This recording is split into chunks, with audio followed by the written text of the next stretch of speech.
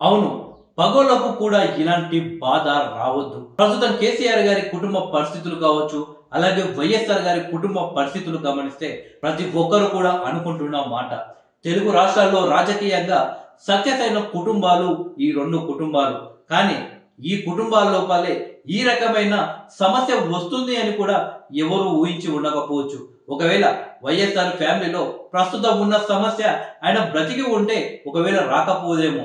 కానీ కేసీఆర్ గారి కుటుంబంలో మాత్రం కేసీఆర్ గారు ఆరోగ్యపరంగా అలాగే రాజకీయాల పరంగా చాలా యాక్టివ్‌గా ఉన్న సమయంలోనే ఇప్పుడు ఇలాంటి సమస్య వచ్చి పడింది. ఈ సమస్యను కేసీఆర్ గారు ఎలా క్లియర్ చేసుకుంటారా అనేది ఇప్పుడు ఆసక్తికరంగా మారింది. ఒకవైపు కల్వకుంట్ల కవిత కొత్త పార్టీ పెట్టబోతున్నట్లు వార్తలైతే బలంగా వినిపిస్తున్నాయి. తాజాగా మీడియాతో జరిపిన చిట్‌చాట్‌లో పరోక్షంగా కేటీఆర్ పై సంచలన వ్యాఖ్యలు చేశారు. కేసీఆర్ నుండి నన్ను దూరం చేయడానికి కుట్ర జరుగుతుంది. బీఆర్ఎస్ పార్టీని బీజేపీలో విలీనం చేసే ప్రక్రియ అయితే మొదలైంది. నేను గట్టిగా వద్దన్నాను. ఒకవేళ నేను కేసీఆర్ గారికి దగ్గరగా ఉంటే బీఆర్ఎస్ ని బీజేపీలో విలీనం చేయనివ్వను అని చెప్పేసి నన్ను కేసీఆర్ కి దూరం చేసే ప్రక్రియ అయితే జరుగుతుంది అని ఏకంగా బహిరంగంగా తెలంగాణ ప్రజల ముందు కవిత చెప్పడం జరిగింది. దీంతో ఒక్కసారిగా కల్వకుంట్ల కుటుంబంలో ఏం జరుగుతుంది, కేటీఆర్ ఎందుకు బీజేపీకి దగ్గరవ్వడానికి ప్రయత్నిస్తున్నారు అనేది ఇప్పుడు సంచలనంగా మారింది. కవిత అలాగే కేసీఆర్ గారికి 2 కళ్ళ లాంటి వారు. ఇద్దరిని కూడా ఒకే రకంగా ప్రోత్సహించారు. ఒకే రకంగా రాజకీయాల్లో ముందుకు తీసుకువచ్చి ఇద్దరిని గెలిపించుకున్నారు. బలమైన లీడర్లుగా తయారు చేసుకున్నారు. కేటీఆర్ ఐటీ మినిస్టర్ గా భారీగా సక్సెస్ అయితే అయ్యారు. తనకంటూ ఒక ప్రత్యేకమైన క్రేజ్ ని సంపాదించుకున్నారు. ఇక కవిత విషయానికి వస్తే తెలంగాణ బతుకమ్మగా తెలంగాణ బిడ్డలు ఆమెను ఏ రకంగా పిలుచుకున్నారో ప్రత్యేకంగా చెప్పనక్కర్లేదు.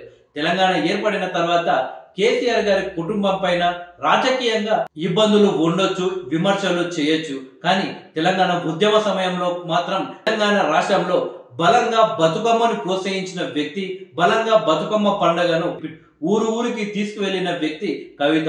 ఒకానొక సందర్భంలో తెలంగాణ బతుకమ్మ అనే ఒక బిరుదునైతే కవిత అయితే పొందడం జరిగింది. ఆ తర్వాత ఎంపీగా గెలిచి కేసీఆర్ గారి కుటుంబంలో కవిత కూడా ఒక బ్రాండ్ లీడర్ గా ఎదగడం జరిగింది. ఆ తర్వాత 10 సంవత్సరాలు కేసీఆర్ గారి కుటుంబంలో ఏ రకమైన ఇష్యూ అయితే లేదు.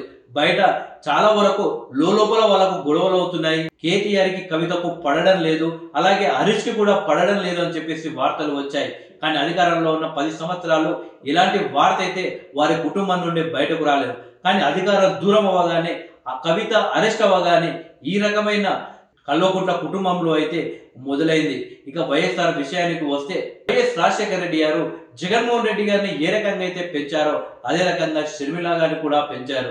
రాజకీయంగా జగన్మోహన్ రెడ్డి గారు కొంచెం ముందుగా వచ్చి ఎన్నికల్లో పోటీ చేసి గెలిచినప్పటికీ వైఎస్ఆర్ మరణానంతరం జగన్మోహన్ రెడ్డి అరెస్ట్ అయిన తర్వాత వైఎస్ఆర్సీపీ ఇప్పుడు బ్రతికుంది అంటే కారణం దానికి వైఎస్ షర్మిల గారు. వారి ఆస్తి పంచాయతీలు ఏంటో తెలియదు కానీ వైఎస్ఆర్ బతుకున్నప్పుడు వారిద్దరు ఎంత క్లోజ్ గా ఉన్నారో, వైఎస్ జగన్మోహన్ రెడ్డి అరెస్ట్ అయిన సమయంలో వైఎస్ షర్మిల వైఎస్ జగన్మోహన్ రెడ్డి గారికి ఏ రకంగా అండగా ఉన్నదో చూస్తే మాత్రం బహుశా ఈ భూమి పైన అన్నా చెల్లెలు అంటే అలాగా ఉండాలి.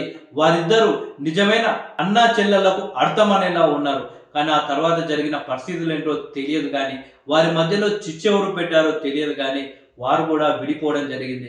బహుశా ప్రజెంట్ కేసీఆర్ గారు లాగే వైఎస్ రాజశేఖర రెడ్డి గారు ఉంటే మాత్రం ఈ యొక్క జగన్మోహన్ రెడ్డి అలాగే షర్మిల విడిపోవడం అనేది చూసి తట్టుకునేవారు కాకపోవచ్చు. ఇలా మొత్తానికి వైఎస్ఆర్ కుటుంబం అలాగే కేసీఆర్ గారి కుటుంబం ఈ రకమైన పరిస్థితులు ఎదుర్కోవడం అనేది ఎవరు ఊహించకపోవచ్చు.